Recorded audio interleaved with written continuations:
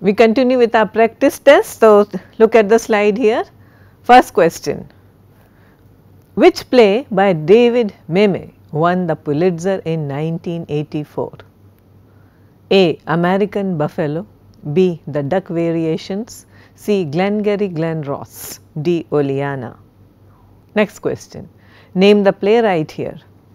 In this play, Thelma, who is a widow, and Jessie, who is divorced, live together in a spick and span house on a country road somewhere in the New South. There are no money problems. Nights are spent in such relaxed pursuits as crocheting and watching television. Choose the right answer. A. Susan Laurie Parks, B. John Goer, C. Wendy Wasserstein, D. Marcia Norman. Next one, next question number 3. Abe Lincoln at Illinois is a play by A. Maxwell Anderson, B. Robert E. Sherwood, C. Sidney Howard, D. Jesse Lynch Williams. Next question number 4. In which Tennessee Williams play do we find Big Daddy, Brick and Maggie? A. The Rose Tattoo, B. Camino Real, C. Baby Doll, D. Cat on a Hot Tin Roof. Big Daddy, Brick and Maggie. Which play? This O'Neill play had 3 parts: Homecoming, The Hunted and the Haunted. Which one? Identify the play. A. Desire Under the Elms, B. The Iceman Cometh, C. Morning Becomes Electra, D. The Hairy Ape. And next question is also based on the same play. O'Neill bases this play, which has 3 parts, Homecoming, The Hunted and the Haunted, on the myth of A. Ulysses, B. Achilles, C. Oedipus, D. Orpheus. Number 7. Jitney, The Piano Lesson, Radio Golf and Fences are plays by A. John Goer, B. August Wilson, C. Angus Wilson, D. Tony Kushner. Who wrote all these well-known plays? Number 8. Awake and Sing, Till the Day I Die, Paradise Lost and Golden Boy are plays by A. Tennessee Williams, B. Clifford Odets, C. Dashiell Hammett, D. Lillian Hellman. Next question 9. Identify the playwright. This is a plot summary of a famous play. You have to tell us the playwright.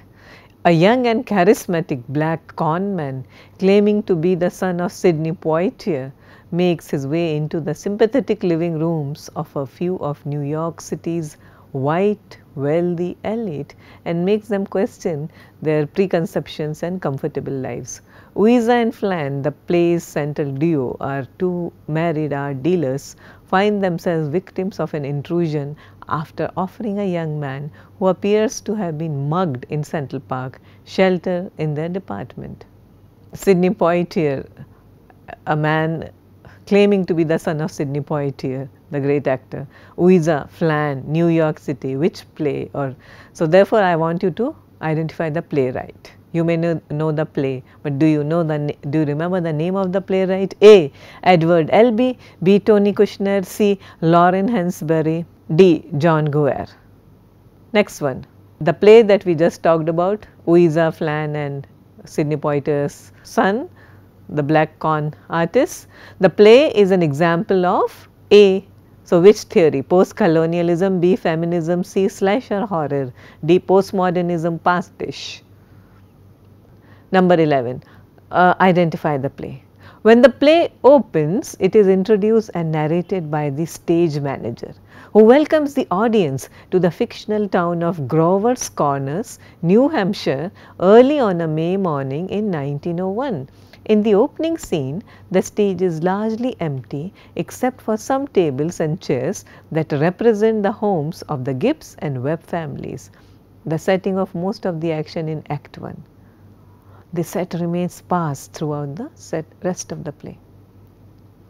A. Cat on a Hot Tin Roof, B. Our Town, C. A Memory of Two Mondays, D. The Children's Hour. Which play is it? Number 12. Identify the playwright. He wrote La Turista, Angel City, Cowboy Mouth, a collaboration with his one-time partner Patti Smith, among many others, and a screenplay for Wim Wenders' Paris, Texas. In 1979, he won the Pulitzer Prize for his 3-act play Buried Child. Who is the playwright? A. David Huang, B. Mark Harris, C. Tony Kushner, D. Sam Shepard. 13. Which playwright collaborated on the film Verdict? The film Verdict starring Paul Newman.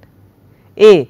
Paddy Chayefsky, B. David Meme, C. Marsha Norman, D. Arthur Miller. Number 14. Identify the playwright. This playwright wrote The Crystal Stair, a play about a struggling black family in Chicago, which was later renamed A Raisin in the Sun, a line from a Langston Hughes poem. Who is the playwright? A. James Baldwin, B. Marsha Norman, C. Lorraine Hansberry, D. Amiri Baraka. Next one. Identify the playwright. Now these quotes are attributed to someone. Artists don't talk about art, artists talk about work. If I have anything to say to young writers, it's stop thinking of writing as art, think of it as work. Television is democracy at its ugliest. We no longer live in a world of nations and ideologies. The world is a collage of corporations inexorably determined by the immutable bylaws of business. There is no America, there is no democracy, there is only IBM and ITT and AT&T and DuPont and Dow and Union Carbide and Exxon. Those are the nations of the world today. Who said that? A. David Hare, B. Paddy Chayefsky, David Meme, John Guare. Next, identify the play. The characters are generically named A, B and C. The setting of Act 1 is a wealthy bedroom, French in feeling. The residence of A, a dying matriarchal figure in her 90s who is attended by her companion B, who is 52. The play opens with C, 26 years old, and A's young lawyer arguing with A about her true age. A. Three Tall Women, B. American Dream, C. The Little Foxes, D. Madame Butterfly. 17. The play corresponds to the genre that we just talked about, A, B, C. A. Theatre of Cruelty, B. Theatre of the Absurd, C. Epic Theatre, D. Burlesque. The play which we have just seen, A, B, C. So, this play corresponds to the genre of Theatre of Cruelty, Theatre of the Absurd, Epic Theatre, Burlesque. Which one? Number 18. Scoundrel Time is a book by A. Arthur Miller, B. Ben Hecht, C. Lillian Hellman, D. Clifford Odets. Number 19. Identify the play. Imagination can't create anything new, can it? It only recycles bits and pieces from the world and reassembles them into visions. So, when we think we have escaped the unbearable ordinariness and untruthfulness of our lives, it is really only the same old ordinariness and falseness rearranged into the appearance of novelty and truth. Nothing unknown is knowable. Don't you think it is depressing? A. Angel City, B. House of Games, C. Angels in America, D. American Dream. Number 20. 18 Happenings in 6 Parts is a play by A. Edward Albee, B. Alan Capro, C. Sam Shepard, D. Amiri Baraka. 18 Happenings in 6 Parts. Next one, number 21. He is the frontline producer who popularized the alternative theatre movement. He is credited with the New York Shakespeare Festival for 40 years and staged classics in the park. He staged Shakespeare in Central Park. Who is he? Choose the correct response. A. Sam Shepard, B. Richard Foreman, C. Joseph Papp, D. Jean von Italy. Next one, number 22. Director Elizabeth Lacombe is associated with A. The Wooster Group, B. Group Theatre, C. Federal Theatre Project, D. Manhattan Theatre Club. Number 23.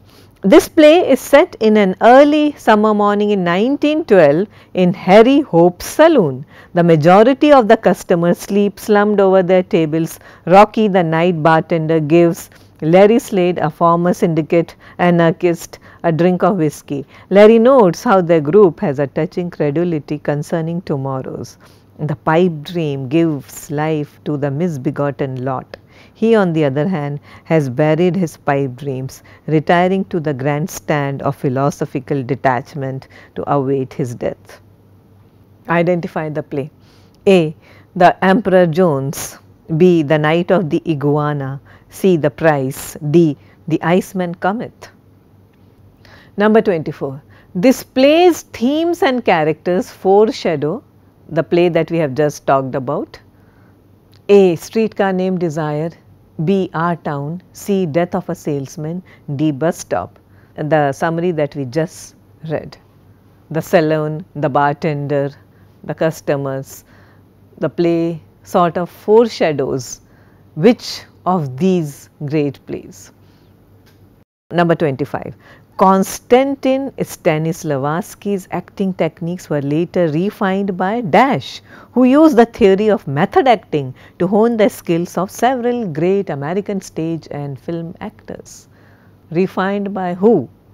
Which of these greats? A. Harold Klorman. B. Lee Strasberg. C. Bertolt Brecht. D. Orson Welles. Now, all these are great theatre practitioners. So, who or which one among these revisited Stanislavski's and refashioned them into the so called method acting practiced by several great American stage and film actors. Next one, number 26. German dramatists August Strindberg and Frank Wetkin provided the major inspiration for Dash in the theatre. A. Expressionism. B. Realism. C. Musicals. D. Feminism. Number 27. The term theatre of the absurd was coined by Dash in his book Theatre of the Absurd. You have to identify the author. A. Lee Strasberg. B. Jean Genet. C. Eugene Ionesco. D. Martin Aslin. Number 28. The term the death of character, which emphasizes on fragmented characters with fluid identities, was given by theatre critic A. Eleanor Fuchs, B. Julian Beck, C. Judith Malina, D. Antonin Artaud. Number 29. An artistic composition, particularly a dance drama form, especially literary or dramatic, that for the sake of laughter vulgarizes serious material or treats ordinary material with mock dignity. A. Farce. B. Burlesque. C. Tap dance. D. Epic. Number 30. The practitioners of this theatre used experimental techniques and avowedly non-commercial means to try to awaken 1960s America to alternative political and social conditions. A. Wooster Group. B. Woodstock Nation. D. Guerrilla Theatre. D. Black Theatre. Now, first one is C. Glengarry Glen Ross, for which David Meme won the Pulitzer in 1984. Glengarry Glen Ross is a sort of homage to Arthur Miller's Death of a Salesman. It is about the lives of a group of salesmen who are trying to sell bonds, insurance, real estate, properties and all that, and they are all under forever under the threat of losing their jobs or losing their commission. So, running after mortgages, big cars, big houses. So, that is the typical what Miller did in the 40s, Meme does for the 80s. Nothing has changed. Number 2 is D. Jesse, Thelma. They are two characters. It is just a two-character play. Night Mother by Marsha Norman. Answer is D. Number 3, B. Abe Lincoln in Illinois is a play by Robert E. Sherwood, first produced in 1938 and published in 1939 with an extended commentary by the playwright. The play won the Pulitzer Prize in 1939. For those who are appearing for the international types of exams, this is an important play. This could be an important work. So, all these plays that won the Pulitzer or the Nobel, of course, and all these even the works of literature winning Nobel and Booker and various awards, they are extremely important and relevant. Abe Lincoln in Illinois is about Lincoln's life and career from his early unsuccessful days as a postmaster in New Salem, Illinois, through his initial forays into local politics, his relationship with Mary Todd, his wife, and his debates with Stephen Douglas, and culminates with his election to the presidency and imminent departure for Washington DC. So, that is his life in Abe Lincoln. So, it is not about his assassination and the Civil War, his life in before he became the president. Number 4, Big Daddy, Brick, Maggie, unforgettable characters, Cat on a Hot Tin Roof by Tennessee Williams, number D. Answer response is D. And number 5, The Homecoming, The Haunted, The Hunted and the Haunted. 5, C, Morning Becomes Electra by Eugene O'Neill. And question 6 was also based on this. So, C, O'Neill bases this play on the theme of Oedipus. A word about Eugene O'Neill, who lived from 1988 to 1953, often regarded as one of the foremost playwrights of the 20th century. He was the third son of the popular Irish American actor James O'Neill and Mary Ellen Quinlan. We have been talking about this in Long Day's Journey into Night. So, remember this O'Neill bases his that play on his actor father and on his family. As an infant, Eugene was taken on tours while his father performed in Monte Cristo, and this fact is also given a lot of emphasis in Long Day's Journey into Night. And he played this role around 4,000 times, that is a record. Both the melodrama and his father's portrayal of the romantic hero impacted several of O'Neill's later tragedies, including A Touch of the Poet, which was a 1958, and of course, Long Day's Journey into Night, which was 56. According to several scholars and academics, Long Day's Journey into Night is the greatest American play ever. You may refute, but many regard it as one of the great, if not the best, then one of the greatest ever. A word about his another great play, Emperor Jones, which was a 1920 play. It is distinct for being the first play to offer a role to a black actor, and it is set in a West Indian island with a blend of realism and expressionism. Remember, O'Neill was one of the first mainstream theatre practitioner to bring expressionism on American stage. In 1924, he came up with 2 controversial plays, controversial because of the theme of incest. Desire Under the Elms, an Oedipal tragedy, and All God's Children Got Wings, which centers on the marriage of a young black lawyer and a white woman. So, again you can imagine in those days it must have created quite a furor. His foray into the non-realistic theatre resulted in The Great God Brown, which is a 1926 play. He also wrote Strange Interlude 1928, which is an account of a woman's life where the characters reveal their inner lives through interior monologues and thought asides. Again, he uses plenty of expressionistic devices, and of course, there is The Iceman Cometh 1946, where he presents a play that is devoid of action and to an extent anticipates Samuel Beckett's Waiting for Godot, which came in 1953. Here they wait for the Iceman Hickey, which was 1946.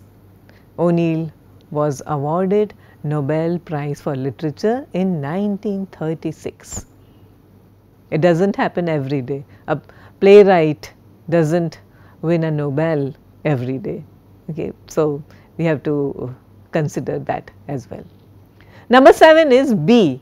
So, radio, golf and jitney and piano lesson fences are plays by August Wilson, not Angus Wilson. Number 8, Awake and Sing, Till the Day I Die, Paradise Lost, Golden Boy are plays by Audets, Clifford Audets, an important playwright of the 30s and the 40s. Answer is B. And number 9 is D. Sidney Poitier's, a man claiming to be Sidney Poitier's son, walks into the lives of the wealthy elite, the white elites in Central Park, Manhattan. So, there is 6 degrees of separation. Answer is D, John Goer, his 6 degrees of separation. And the play, the next question is an example, it belongs to the genre of postmodernism, pastiche / pastiche. So, answer is D, 10D. Number 11 is B, Our Town by Thornton Wilder. We talked about Thornton Wilder in another context the other day. He collaborated with Alfred Hitchcock on the screenplay of Shadow of a Doubt, which is again about a small town. Thornton Wilder was considered sort of an expert on a small town way of life and setting. Number 12 is D, Sam Shepard, American playwright and actor whose plays usually blend images of the American West with pop motifs, science fiction and other elements of pop and youth culture. He is also a great actor, particularly in The Days of Heaven and The Right Stuff. Number 13 is B, David Meme collaborated on the film Verdict. And number 14 is C, Lauren Hansberry, Raisin in the Sun. Number 15 is B, Paddy Chayefsky, an extremely important playwright from America. He died at the age 58. Perhaps he is not given so much of attention in our system, but nevertheless an extremely important playwright in America, and who also collaborated on several television screenplays, also on film screenplays. Number 16 is A, Three Tall Women by Edward Albee, and we were talking about the genre, so it is B. Number 17 is B, it's Theatre of the Absurd. Number 18 is C, Scoundrel Time, is a book by Lillian Hellman based on her experience with the McCarthy regime, how when many people were blacklisted, writers, intellectuals were blacklisted under the label of being anti-national, anti-American by HUAC. We have talked about that. A word about Lillian Hellman. She was born in 1905 in New Orleans, and as we know, people talk about O'Neill and Clifford Audets and Arthur Miller, but she is also one of the most important playwrights ever. One of the, truly one of the greatest woman playwright of all time. Now, Lillian was surrounded by the Reform Jews. Okay, she was born Jew, but the Reform Jews, the thing about Reform Jews was their stand on the Jewish identity was quite different from Eastern European immigrants in the northern cities. Reform Jews, you should know this, reject the notion that Jews constituted a nation of their own, and instead they hold their own national identity to be located in the place they live. In this way, the so-called Reform Jews, they became Americans. That is their identity. Lillian Hellman spent 2 years at New York University from 1922 to 24, and a brief stint at Columbia University. She took up a position as a manuscript reader for a New York based publisher. She also worked as a theatrical play reader in New York, and she was a scenario reader for MGM in Hollywood also. Her major works, she has been writing since the 20s. In 1933 and in early 34 she published 2 stories in the American Spectator and also in New Yorker. In fact, what she wrote in American Spectator were like very slight, humorous, nothing serious. They were in the mode of what New Yorker generally publishes. So, some of her greatest plays are Little Foxes, which is sort of staged and restaged over and again, and also The Children's Hour.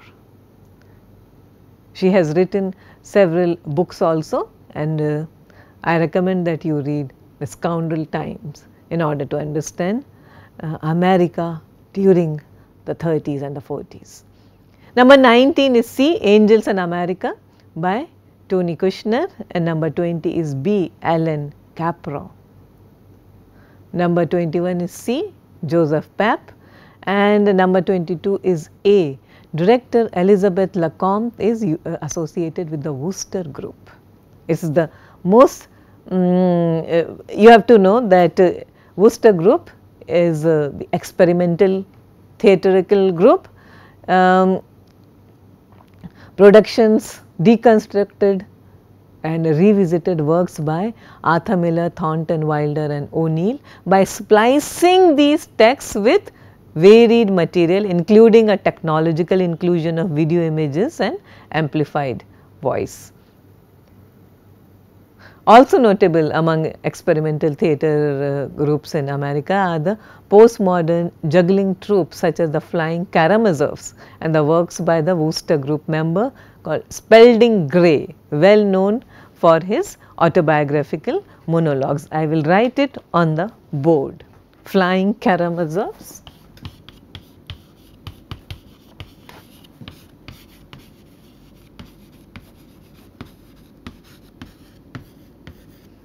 Spalding Gray. All these are parts of Wooster Group. This is a sort of American theatre,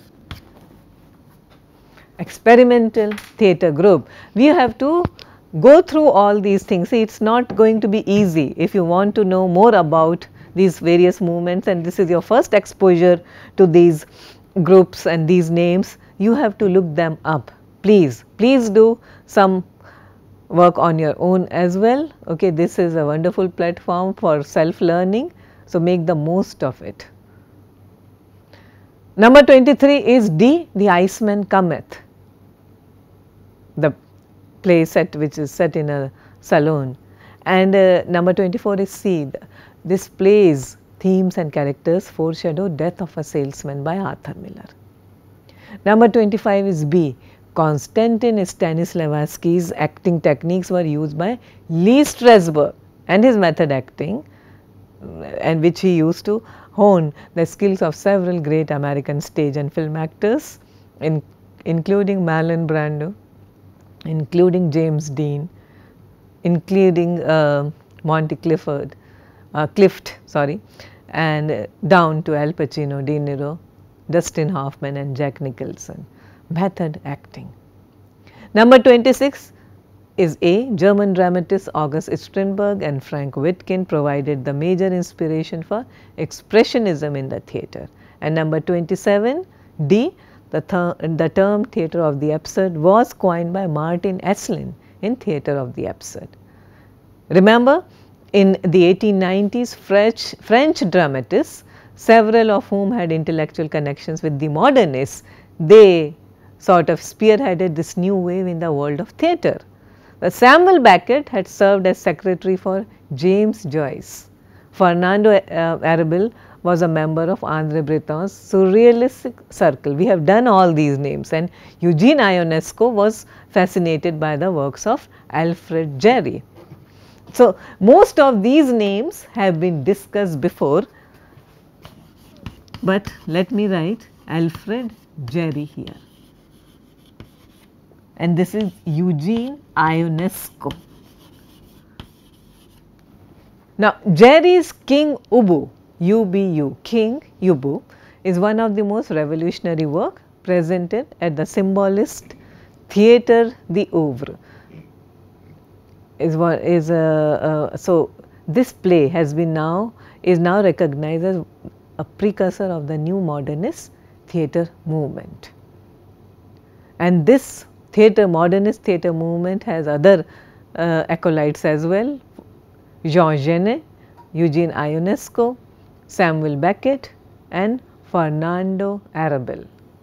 These people wrote what is today known as the theatre of the absurd, the term is coined by Martin Esslin, was coined by Martin Esslin in his book Theatre of the Absurd in 1961.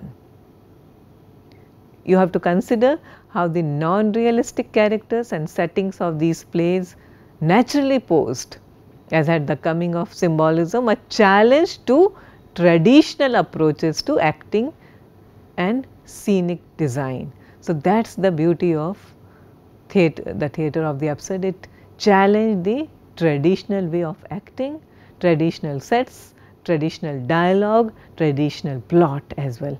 Many a time you would find that nothing is happening. Life has become unbearably monotonous, but that is the state of life according to the absurdists. Number 28 is A. The term the death of character emphasizes on fragmented characters, given to us by the theatre critic Eleanor Fuchs. So, number 28 is A, and number 29 is B. Burlesque, which is an artistic composition sort of. Burlesque shows are still organized in several parts of the world. It is a sort of stage entertainment developed in the United States that came to be designed for exclusively male patronage. Okay, it had slapstick sketches, it had jokes which are not very decent, chorus numbers, solo dances. In the United States, burlesques were introduced in 1868 by a company of English choral girls. Okay. And burlesque shows of the 19th century was patterned after the popular minstrel show, moving from one place to another, but it was done on a larger scale. Number 30 is C, guerrilla theatre. So, that is it for week 6. We have covered American novel, American theatre, American poetry, and we will soon move on to world literature, literary theories, criticism, and also Asian writing, also writings from our own country. Okay. So, this is what we are going to do for the next 2 weeks. Thank you.